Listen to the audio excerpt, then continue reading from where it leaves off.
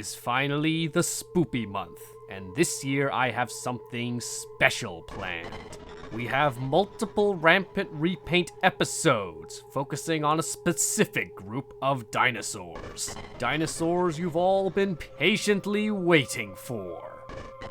Ladies and gentlemen, this is Space Pirate Month.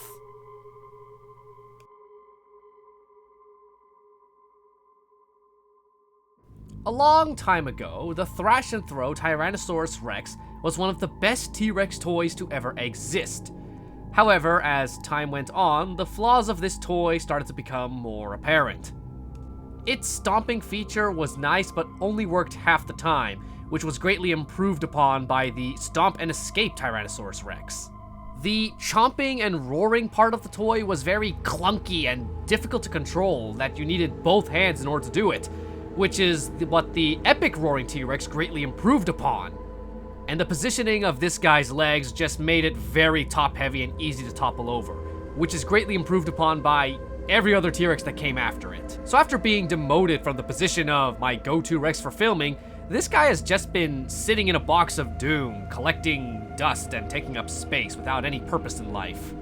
So it's time to transform my first official Jurassic franchise T-Rex into Gigas from Dinosaur King.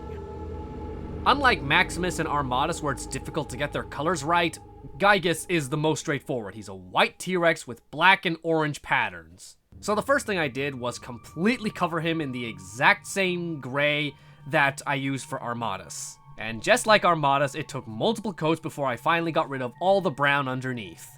Once that was done, I covered him with another gray, a much lighter gray.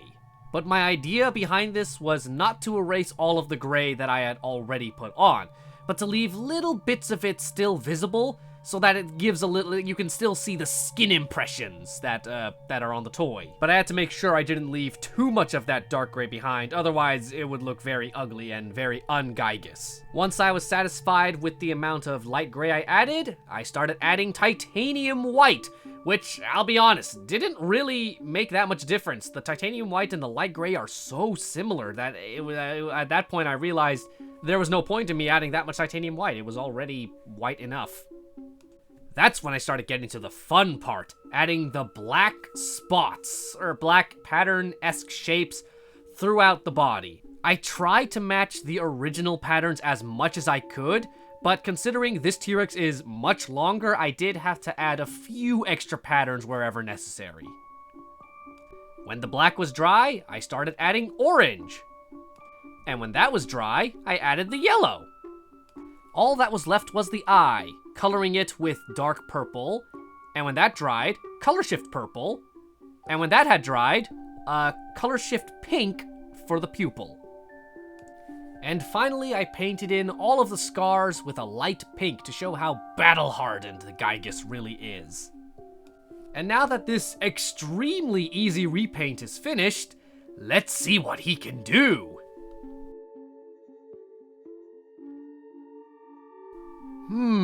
Yes, interesting. I've never seen anything like it. Speak in a language I can understand, Shockwave. I didn't come here to watch you investigate flowers. But Lord Megatron, according to my calculations, this planet shouldn't be capable of supporting organic life. And yet, the plants are growing perfectly fine. May I remind you, Shockwave, we are here to investigate those beasts Thundercracker told me about. But of course, Lord Megatron. But if I'm going to figure out how that Stegosaurus was able to turn into a card, I'm going to have to do more research on this mysterious planet. How are those two things relevant to one another? Well, sir, if you give me some time to collect some samples, I should have an answer soon. Very well then. Lord Megatron. Ah, Soundwave! Please tell me you found something useful. Indeed, sir. I found another one of those beasts.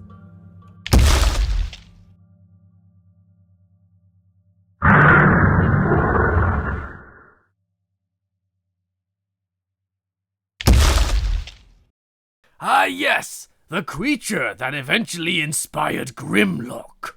Shall I commence capture, sir? No, Soundwave, you misunderstand. Whoever brought these things here is obviously trying to raise an army of their own to challenge mine. I didn't come to recruit them. I came to destroy them. He sensed my presence?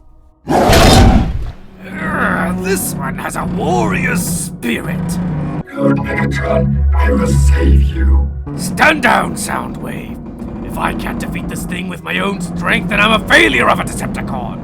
And this beast is obviously no match for me.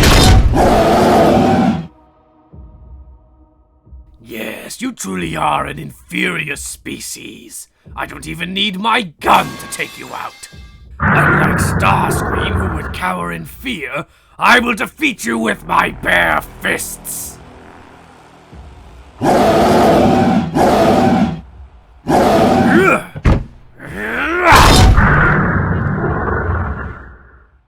Take this!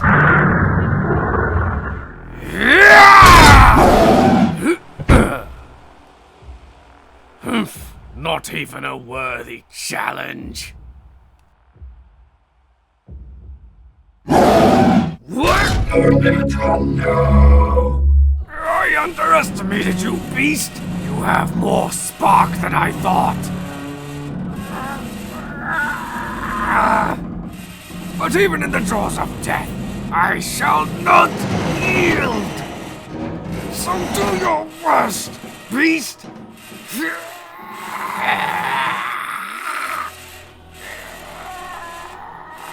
Ah, there you are, Lord Megatron. I just wanted to let you know that I made some fascinating discoveries about this planet. Though you seem a bit busy, should I come back later? And monsieur, can't you see that Lord Megatron is in trouble? Well, if he's in trouble, why are you just standing there? Furthermore, Lord Megatron would not lose to anyone, no matter how many teeth they have. What? Ah, you see that? Lord Megatron is just fine. But if he wasn't, then his death would have been on your hands, Soundwave! Oh my! Call off the beast! Let me think about it. Shockwave! Yes, Lord Megatron? Call off the beast. As you wish, Lord Megatron. Interesting. I've never met this beast before. Yet, it follows my commands. Peculiar. Very peculiar. What was that discovery you mentioned earlier? Well, sir, I'd be more than happy to show you. You're going to let that thing kill me, aren't you? Get your hands off me, you oversized jukebox! Don't you know I'm... Who would dare be seen to someone like you? Someone so stupid I didn't do it. This is going to be a long Not day. someone like you. Okay, that was probably my favorite of these Space Pirate skits, and this has got to be my favorite Space Pirate repaint, even though at the same time it is kinda quite simple. Simple and not simple at the same time. It's just that, unlike the others who have patterns over, it's just kind of like Armadas, where if I pull them up, it's just kind of random where everything goes. I mean, I got them all in the right spots, but it's still kind of random. And then for Maximus, it's all over the place. All the patterns. It doesn't feel like there's any empty space. But for Gigas, there's quite a bit of empty space, especially when you look at him from the top. Mostly because, again, Dinosaur King T-Rexes have a row of dorsal spines going down, and Jurassic Park T-Rexes don't. So that's why Gigas doesn't have them.